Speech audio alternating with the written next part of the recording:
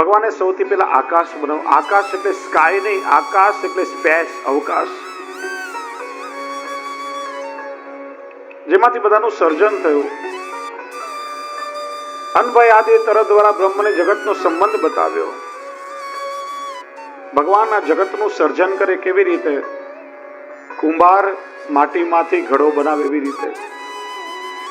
કુંભારને ઘડો બનાવવા માટે ચાકડો પણ જોઈએ, માટી પણ જોઈએ, પાણી પણ જોઈએ, પરિશ્રમ પણ જોઈએ. પણ અહીં તો માટી પણ સ્વયં ભગવાન પોતે, કુંભાર પણ ભગવાન પોતે ને ઘડો પણ ભગવાન પોતે. પોતાની અંદરથી ભગવાને આ જગતનું સર્જન કર્યું છે. ભગવાને સૃષ્ટિનું સર્જન કર્યું શા માટે? અર્થે શું?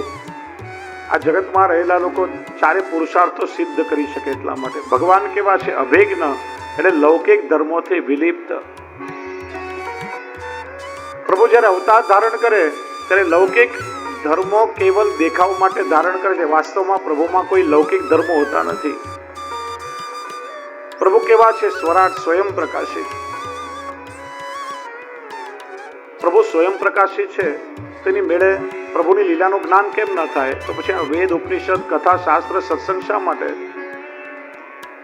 પ્રભુ જ્યારે અવતાર ધારણ કરે છે ત્યારે પોતાનું પાત્ર એવી અદ્ભુત રીતે પ્રભુ ભજવે છે કે જો પ્રભુની લીલાનું જ્ઞાન ન હોય તો જીવની બુદ્ધિને મોહી થતા વાર ન લાગે. પ્રભુ આવું કરતા હશે. પત્નીને માટે ક્યારેક વિલાપ કરતા હોય, ક્યારેક નાના બાળકની જેમ લીલા કરતા હોય. લીલાનું જ્ઞાન ન હોય તો બુદ્ધિ મોહી થતા વાર ન લાગે. એટલા માટે વેદ, શાસ્ત્ર, કથા, સત્સંગ એ પ્રભુની લીલાનું જ્ઞાન કરાવવા માટે છે. પ્રભુ કેવા છે? સત્યમ પરમ ધીમહિ. પરમ સત્ય જે ત્રિકાલા બાધિત છે, સત્ય સ્વરૂપ પ્રભુ છે. બીજો શ્લોક છે ધર્મ પ્રોજિત કઈ ત્રવોત્ર પરમો. ભાગવતજીમાં જે ધર્મનું નિરૂપણ કરવામાં આવ્યું, કપટ રહિત એ ધર્મ છે. અને કપટ વગરના સજ્જનો માટેનો આ પરમ ધર્મ છે, જે વાસ્તવમાં જાણવા લાયક છે. ધર્મ એટલે કર્તવ્ય. દરેક વ્યક્તિના કર્તવ્યનું નિરૂપણ શ્રીમદ ભાગવતમાં છે.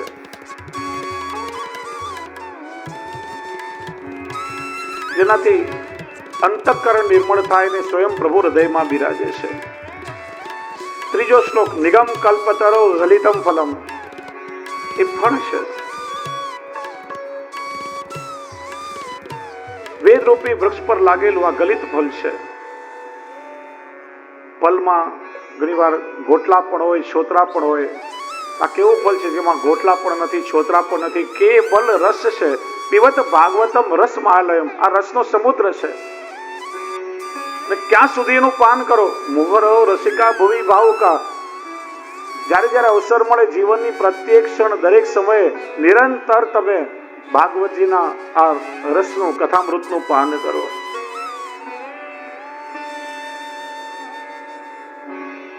અને કેવું સુખ મુખાદ અમૃત દ્રવ સંયુતમ.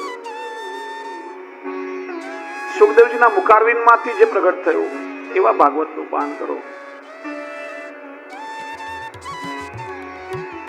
આગળ ભગવાનના અવતારોની ચર્ચા કરી, 24 અવતારનું વર્ણન કર્યું. જેમ ડાર્વિનનો ઉત્ક્રાંતિવાદ છે, ક્રમબદ્ધ ભગવાને અવતાર ધારણ કર્યા છે. પેલા કેવા જીવો આવ્યા તો કે જલચર, તો ભગવાને મત્સ્ય અવતાર ધારણ કર્યો. પછી એવા જીવો આવ્યા જલમાય રહી શકે, ભૂમિ પર રહી શકે, તો ભગવાને કુર્મા અવતાર ધારણ કર્યો. પછી ભૂમિચર આવ્યા, પ્રભુએ વારા અવતાર ધારણ કર્યો. ક્રમબદ્ધ અવતારોને નિરૂપણ કર્યું. અવતાર કોને કહેવાય? શા માટે ભગવાન અવતાર ધારણ કરે? જ્યારે જ્યારે ભક્ત ભગવાન વગર ન રહી શકે અને ભગવાન ભક્તનો તાપ સહન ન કરે, ત્યારે ત્યારે ભગવાન આ ભૂતલ પર પ્રગટ થાય છે. પોતાનું નિજધામ છોડી આપણા વચ્ચે પ્રભુ કોઈ એક સ્વરૂપ ધારણ કરીને પ્રગટ થાય, એ ભગવાનનો અવતાર છે.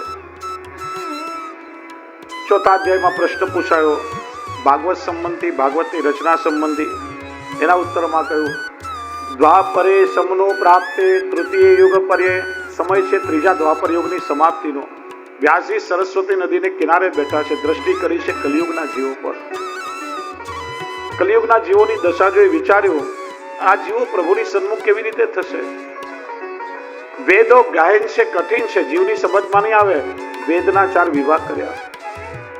સ્ત્રી અને શૂદ્રને વેદનો અધિકાર નથી, એના માટે મહાભારતની રચના કરી. જન સાધારણ માટે 17 પુરાણોની રચના કરી, પણ મનને શાંતિ નથી. લાગે છે જીવનમાં કંઈક ખૂટી રહ્યું છે. અને બધા જ જાણે છે કે નારદજી આવીને વ્યાસજીને ભાગવતનો ઉપદેશ આપ્યો, સમાધિમાં દર્શન થયું, પછી રચના થઈ. પણ એક પ્રશ્ન થાય કે વ્યાસજી જો ભાગવતને જાણતા નહીં હતા તો ભાગવતનું મહાત્મ્ય પુરાણમાં કેવી રીતે લખાયું? 17 પુરાણો તો પહેલા લખાઈ ગયા છે. સ્કંદ પુરાણમાં 4 અધ્યાયમાં, પદ્મ પુરાણમાં 6 અધ્યાયમાં મહાત્મ્ય કેવી રીતે લખાયું? કે વ્યાસજી જાણતા તો હતા, પણ ભાગવત એ ભગવત વાણી છે, અને જ્યાં સુધી ગુરુના મુખથી શ્રવણ ન કરીએ ત્યાં સુધી ભગવત વાણી ફલાત્મક ન થાય. પેલો પ્રસંગ યાદ છે ને? શ્રાવણ સુદ એકાદશીના મધ્યરાત્રિએ ઠાકોરજી પ્રગટ થયા. શ્રી મહાપ્રભુજીને 84 અક્ષરનો ગદ્ય મંત્ર ઠાકોરજી આપ્યો, બ્રહ્મ સંબંધ આપ્યો. દામોદરદાસ સરસાણીજી લીલાનું સાક્ષી સ્વરૂપ અર્ધ જાગૃત અવસ્થામાં પૂરી રહેતા આખી ઘટનાનું દર્શન પણ કર્યું, ભગવત વાણીનું શ્રવણ પણ કર્યું. શ્રી મહાપ્રભુજી પૂછ્યો, દમલા તેને કશું સુન્યો ખરી? વિનંતી કરી, કૃપાનાથ સુન્યો ખરી, પરંતુ સમજ્યો કશું નહીં. પ્રભુની વાણી છે, આપ ગુરુ છો, આપ કૃપા કરીને સમજાવો ત્યારે જીવની સમજમાં આવે. એમ ભગવતા પ્રોક્તમ ઇતિ ભાગવતમ, ભાગવતે ભગવત વાણી છે, જ્યાં સુધી ગુરુની કૃપા ન થાય ત્યાં સુધી ન સમજાય. મનમાં સંશય થયો છે, વિચાર કરવા લાગ્યા.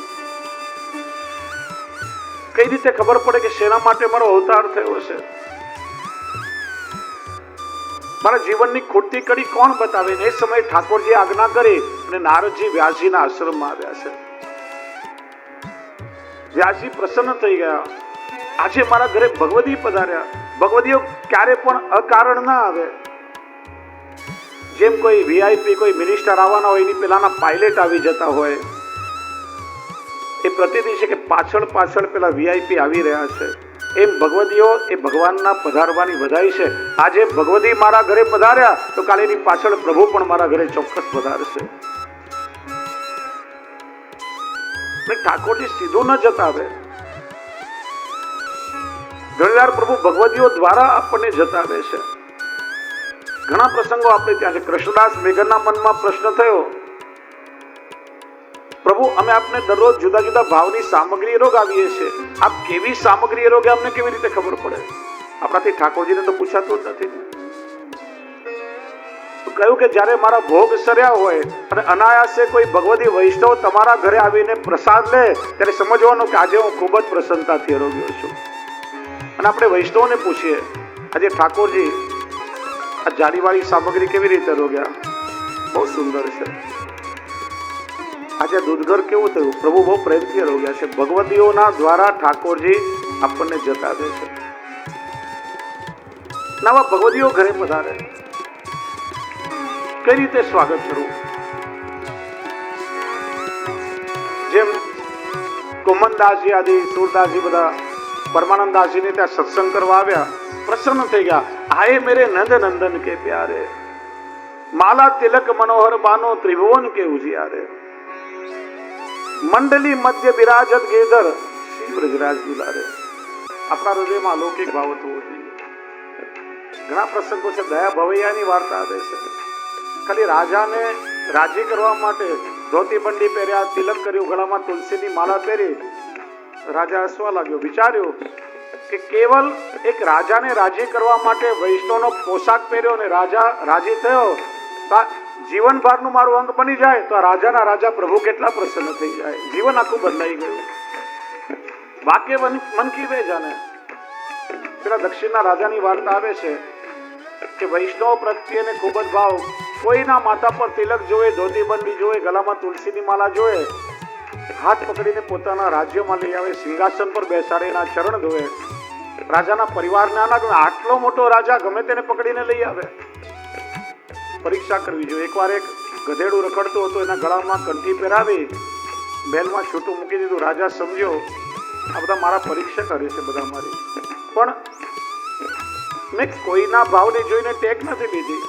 મેં ટેક લીધી છે, મારો નિયમ છે કે વૈષ્ણવને જોઈને ગળામાં તુલસીની માળા, કંઠી તિલક જોઈને પધરાવો. મેં મારા ભાવને પોષવા ટેક લીધી છે, બીજાના માટે નિયમ નથી લીધો. મેં કોઈ સુવિચારીને મને શું પરવા. પકડીને લઈ આવ્યો, સિંહાસન પર બેસાડ્યો, ચરણ ધોવા લાગ્યો. પ્રભુથી ના રહેવાયો, એની અંદરથી સાક્ષાત ઠાકોરજી પ્રગટ થયા છે. વાકે મન કી વે જાને મેરે મન જગદીશ. તમારો જેવો ભાવ હશે એવું ફળ પામશો. જારીજીનું જલ ઓફર કરો, પૂછો, બહાર નહીં લેતા તો ના પાડશે. અને કોઈ એવા ભગવદીએ તમારા ઘરનું જલ લઈ લીધો, તમારો બેડો પાર થઈ જશે. પૂછોમાં શું વાંધો. વાણી મધુર, મધુર વચનોથી સ્વાગત કરો. અને ઠાકોરજીને જે કઈ ભોગ ધર્યો હોય, મિશ્રી, લીલો મેવો, સૂકો મેવો, સકડી સકડી પ્રભુના મહાપ્રસાદથી એનું સમાધાન કરો. ભગવદીઓ પ્રસન્ન થશે, ઠાકોરજી પ્રસન્ન થશે. આજે ભગવદી મારા ઘરે પધાર્યા છે, મન પ્રસન્ન થઈ ગયું. સ્વાગત કર્યું, પૂછ્યું, કૃપા કરીને મને બતાવો મારો અવતાર શેના માટે થયો છે. નારદજી કે, જો વ્યાસજી, ઠાકોરજીની ઈચ્છા છે કે તમારા દ્વારા એવી કોઈ રચના થાય કે જેનું શ્રવણ કરી અને જગતની પાછળ દોડતા જીવો એ જગદીશની પાછળ દોડતા થઈ જાય. સંસારની આસક્તિ છૂટે ને મન પ્રભુમાં લાગે. શું કરું, કેવી રીતે કરું? એ વાત નહીં સમજાય. ગયા જન્મમાં જે મેં સત્સંગનો પ્રભાવ અનુભવ્યો એ તમને કહું છું. ગયા જન્મમાં હું દાસીનો પુત્ર હતો. ન મારા જીવનમાં કોઈ આચાર વિચાર હતા, ન કોઈ સારા સંસ્કાર. પણ કે છે ને, પ્રભુ કૃપા કરીને વર્ણ કરવાનું વિચારે તો અધિકાર પણ નથી જોતા. કદાચ પ્રભુએ કૃપા કરીને મારું વર્ણ કરવાનું વિચાર્યું હશે. ચાતુર્માસ આવ્યો અને સંત મહાપુરુષ અમારા ગામમાં રોકાવા આવ્યા. ગામના લોકોએ મને, મારી માને સંતની સેવામાં રાખ્યા. ન મને એમનામાં કોઈ શ્રદ્ધા હતી, ન કોઈ મને એમના પ્રત્યે ભાવ હતો, પણ ગામના લોકોના કહેવાથી અમે એમની સેવા કરવા લાગ્યા. જેમ જેમ એમની સેવા કરતો ગયો, મારામાં પરિવર્તન આવવા લાગ્યું. એમના જાગતા પહેલા હું જાગી જતો, પૂજામાં જોઈતા ફલ ફૂલ તોડીને લઈ આવતો, પોડે તો એમની ચરણ સેવા કરતો, એમના વસ્ત્ર ધોઈ આપતો. નારદજી કે, મારામાં સેવકના 4 ગુણો હતા. જો વૈષ્ણવ, ધ્યાનથી સાંભળો, પ્રત્યેક સેવા કરવા વાળા સેવકમાં 4 ગુણો હોવા જોઈએ. સૌથી પહેલા દીનતા હોવી જોઈએ. અહંકારથી સેવા ન થાય. અહંકારથી સેવક ધર્મ ચાલ્યો જાય. શ્રી મહાપ્રભુજી આજ્ઞા કરે છે, અભિમાનસ્ય સંતજ્ય સ્વામી ધીનત્વ ભાવના. હું મારા પ્રભુથી મોટો નથી થઈ ગયો, હું સેવક છું. મારા પ્રભુનું સુખ સેવા છે. સેવક ભાવથી દીનતાથી સેવા કરો. બીજો ગુણ બતાવ્યો અનુવર્તન.